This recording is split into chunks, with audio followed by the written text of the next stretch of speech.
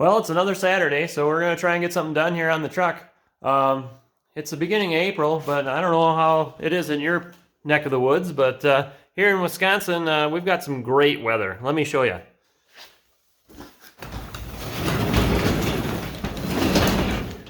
So yeah, it's snowing somewhat heavily.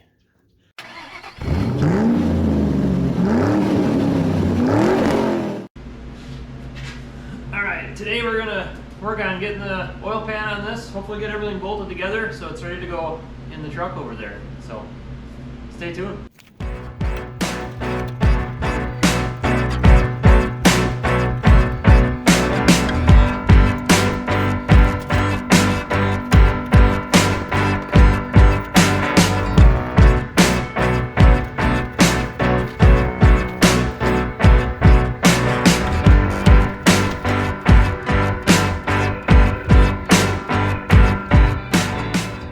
Once we get the oil drained out of here, we'll be able to flip it over. We'll get started on putting that new oil pan on. Here's our new oil pan that we're going to put on there. That should hopefully give us a bunch more clearance for our steering and the frame in the front. But this has got a rear sump oil pan. I mean, the front of the engine would be here, so the drop down oil pan's in the back, whereas the original one, the drop down or the sump is in the front. So that's why it doesn't quite work. This oil pan's off of a little bit newer car. It'd be like a 2005, 2004-ish E320 CDI would be the Mercedes model number.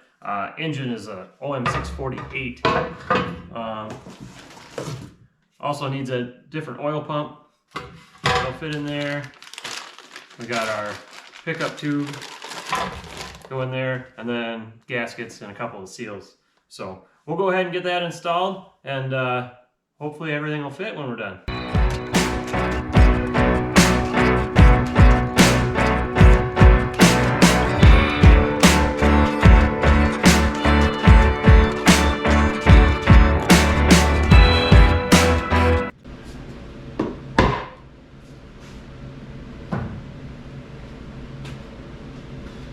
Alright, now we got all 852 of those bolts off. Let's take this off here and see what we got.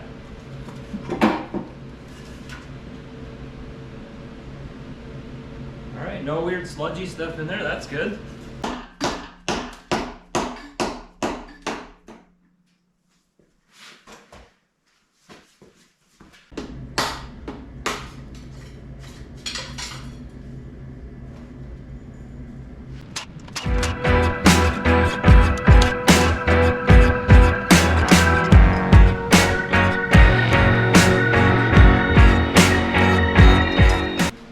You can see we got everything apart here.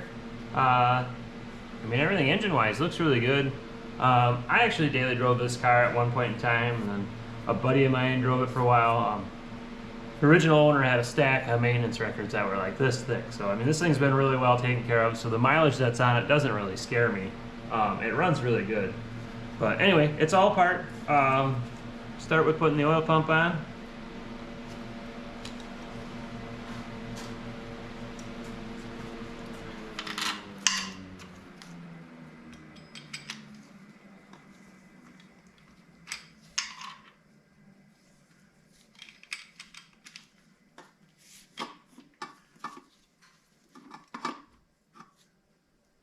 Alright, that sits right there. Oh, looks like it hits that windage tray, so that's gonna have to come off for our application. I don't know if you know much about Mercedes, but see if it'll. If you look at the end of this bolt, it's like a triangle shape. This is actually a factory bolt from Mercedes. It's self-tapping, so it'll tap its own threads. The oil pump housing is aluminum, and where the pipe goes in here, those threads aren't cut from the factory from Mercedes. So what they do is they sell you a self-tapping bolt, and you just run it in until it's tight, and that's good enough. So maybe you learned something, maybe not.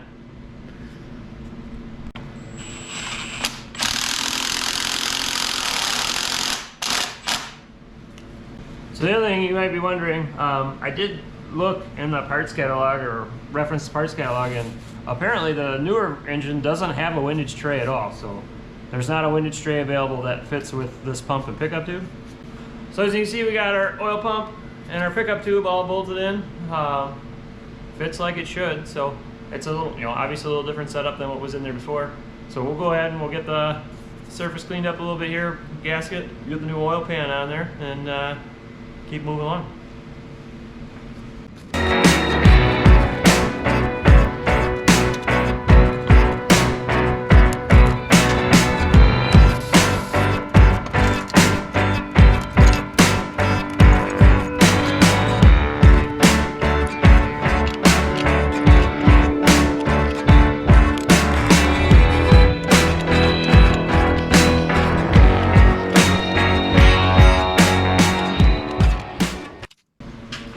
We'll spin her back around, lift it up with the crane there, and we'll see if we can't get the adapter plate on.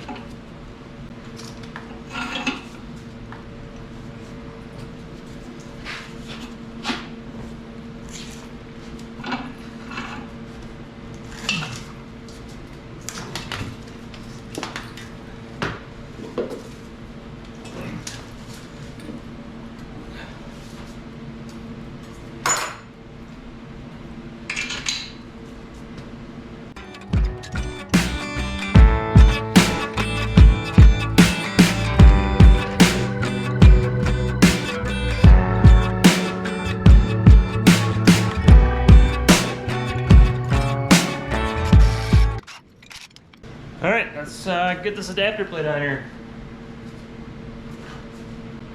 Put a little Loctite on the bolts.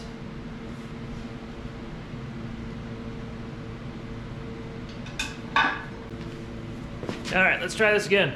The new oil pan, the bolts are in slightly different spots for the bell housing from that car than what they were for the old car. So the bottom two bolts on the adapter plate didn't line up. So what I just did is I threaded the bolt through from the back side to mark the plate when it was snug down there, and I just went ahead and drilled my own holes in the right spot, so we should still have all the same number of bolts holding everything together. Should be okay. We're gonna find out anyway.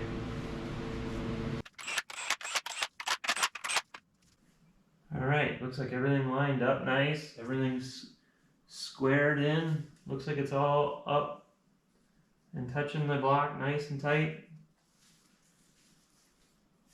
I think we can continue.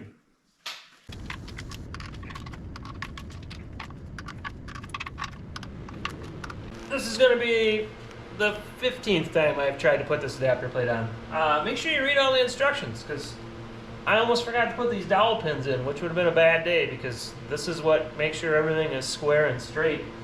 So anyway, yeah. They go there and there.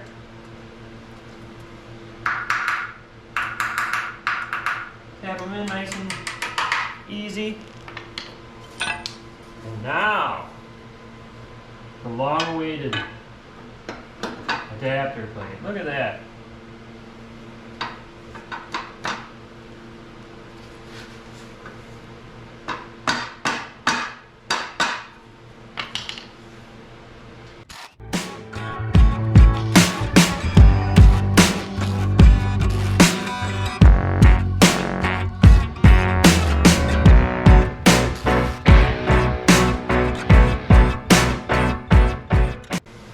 This piece is supposed to slide right on top over here. It says it's a tight fit, but we will see.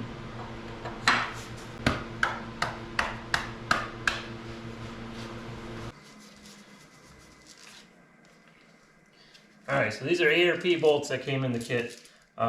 They send their own lubricant that they want you got to put that on the base of the heads down here. So that way, when you go to torque them, if they're not lubed, your torque rating can be off. And something like a crankshaft is kind of important. You don't really want those bolts coming loose.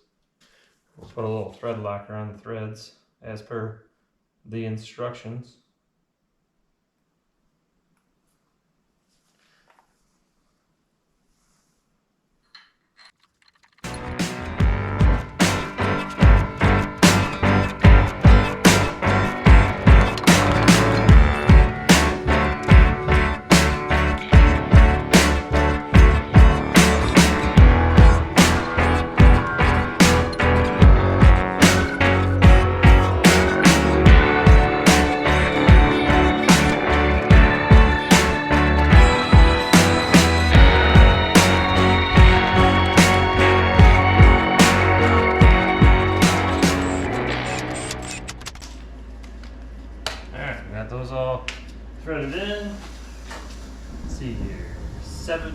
foot-pounds is the torque spec. All right, you can see we got our adapter for the crank all torqued on there now. Outside plates on. So next step, there's another piece that goes over top of that, and then that's what the flywheel will bolt to. So we'll keep on going.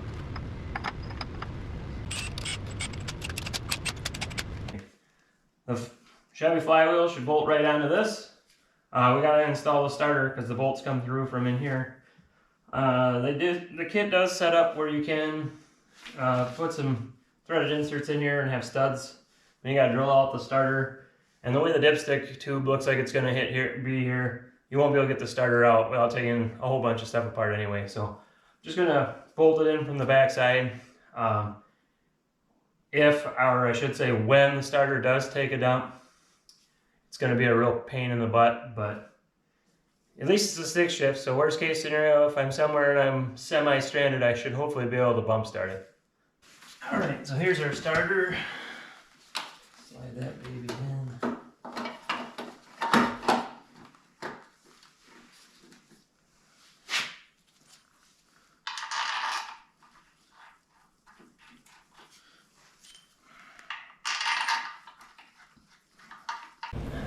All right, we're gonna work on this a little bit more here. The adapter plate's on, the crankshaft adapter's on.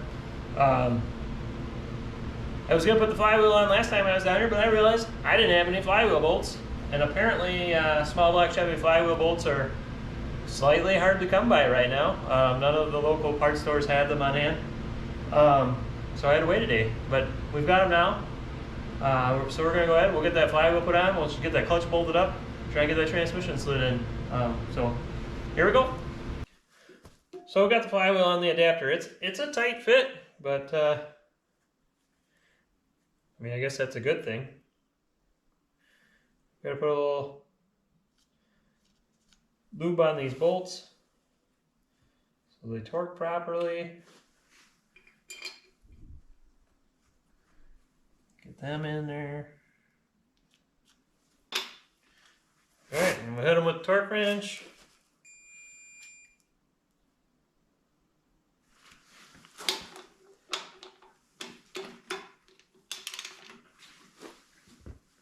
Oh, hang on.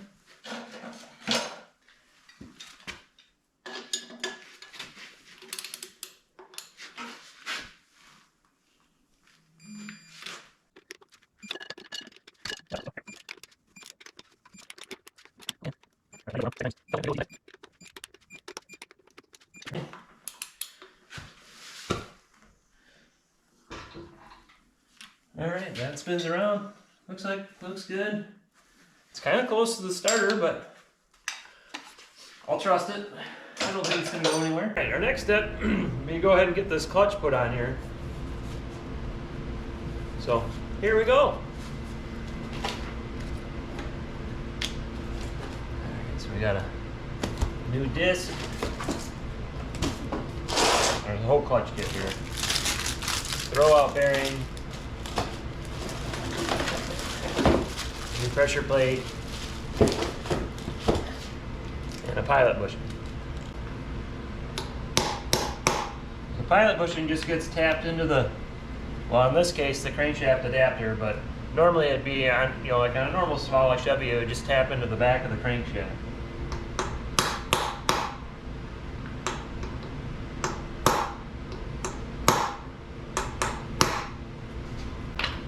That's all you gotta do, just get it in there.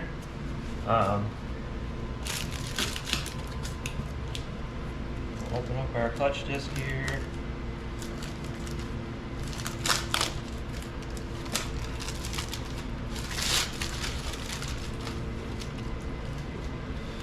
These are usually labeled. One side will say flywheel, like this one, or one side or the other will tell you which direction it goes. But you stick your installation tool that comes in the kit into the disc. That'll line up with the pilot bushing we just installed. That'll hold it pretty close to center for you. Then your pressure plate goes right on top of that. Alright, so you want to make sure that still feels pretty centered.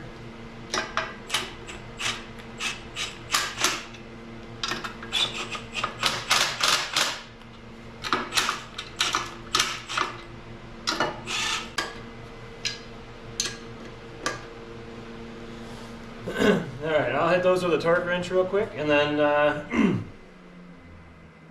we're ready to, there's a spacer plate that's got to go here. I got to trim that up a little bit because of the one bolt that I re-drilled.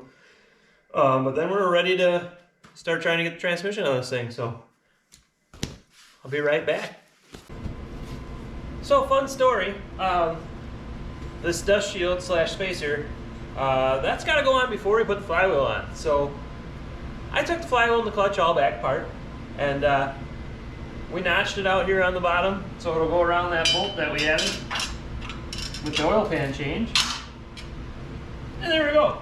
Fits right on there. So now I'll go ahead and get that flywheel and everything and clutch and everything put back on for a second time, and we'll sneak back into the video right there. So the next part of the clutch install, we got to put our throwout bearing in. So make sure you lube up with the sliding collar surface for the throwout bearing with some good synthetic grease. A lot of times the clutch kit will come with it. I know this one did. So you want your pivot ball lined up there, lubed up so everything moves nice and freely. And then a little bit on the splines here. The next step, we got to put the clutch fork in there, the throwout bearing. It sits in there kind of like this. The throwout bearing will go like that. And it just slides right in top of there, if you can see it. So there's a little spring clip fingers here that kind of holds it in place. But that just slides on there and line your pivot up. And you're golden. All right, this should be fun, especially since I'm by myself today.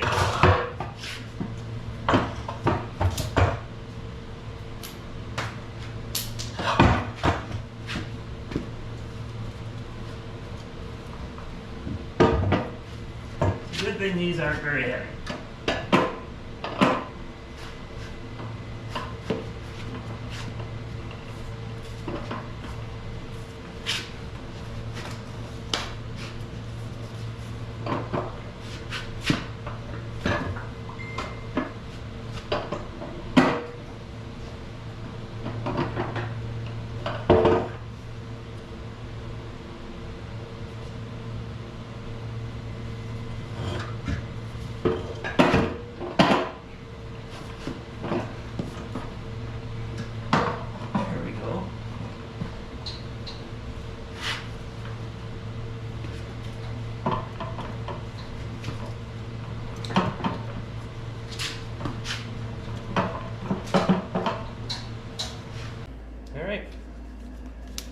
We got it sitting here. It's just kind of resting, so we'll go ahead and get our bolts started here.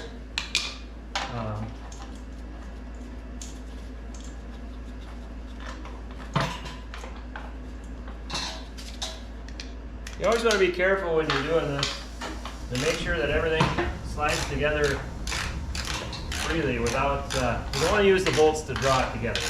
Because if you do that, you can break the bell housing, and then bad things happen. You know, it gets expensive if you do that.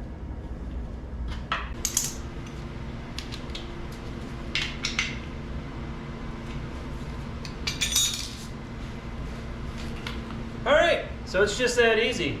Transmission's on, clutch is in. I'd say we're ready to rock and roll. So before we put the engine and transmission in so we can start making some engine mounts, I'm going to cut a hole in the floor there because we're going to need one for the shifter anyway. And the way the cab comes down right here, I think we need a little more space in there for the transmission. I know that the shifter is going to be really far forward on this because of the transmission we're using. I'm still going to use it because it's the one I have. So we might have to just make custom shift handle or something to make it comfortable. But yeah, here we go.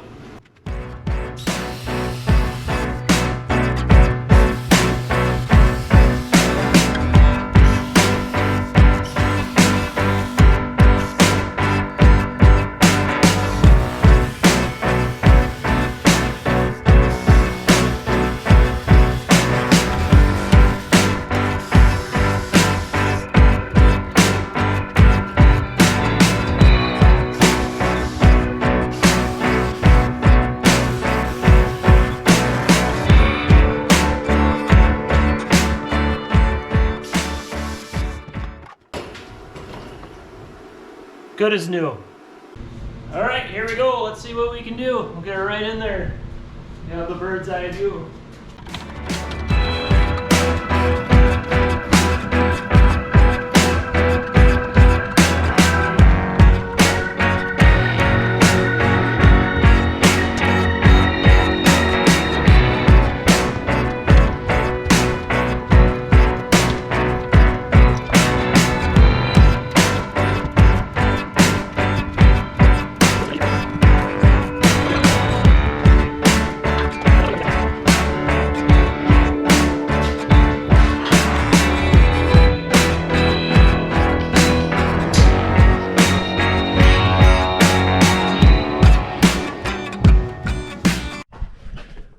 Alright, so we're getting close. I mean, transmission's almost where it needs to be as far as the mount goes in the back. I'm pretty happy with front to back where we're at. That'll give a little bit of room to sneak my hands back there if I need to. And it should be plenty enough behind the core support that the radiator and everything should fit in there just fine. We do have a small problem though. The turbo is hitting the frame rail, and we still got another inch or two to go down yet, as you can probably see by the angle of everything. I have to take that pipe off of there to make everything fit in there nice, I assume. But yeah, so we gotta do a little problem solving. Let's see what we can do. I'm gonna take that, we'll get that manifold and turbo off of there so that way we can build some engine mounts. It'll be a lot easier to probably build them with it out of there too. So here we go. The saga continues.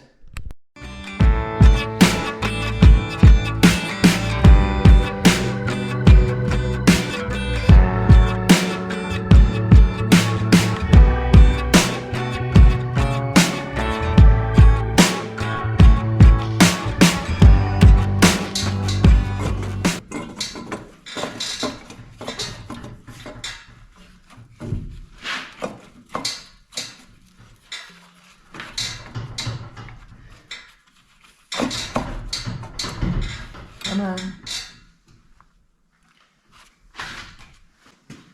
Just gotta give a little encouragement here.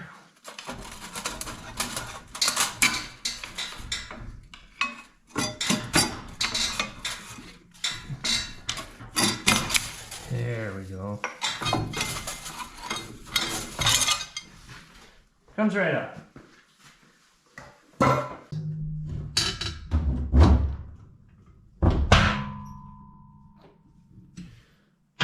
Looks like we got some clearance issues to take care of yet. I think it's rubbing against the brake booster over there, and that, you know, that's the engine mount that came in the old car originally, but that's kind of hitting there too.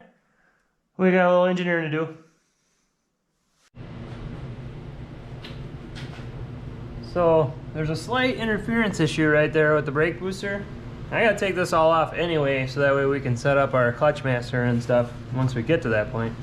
So I'm just gonna take this off for right now, so we can hopefully get everything situated, and then we'll deal with this later.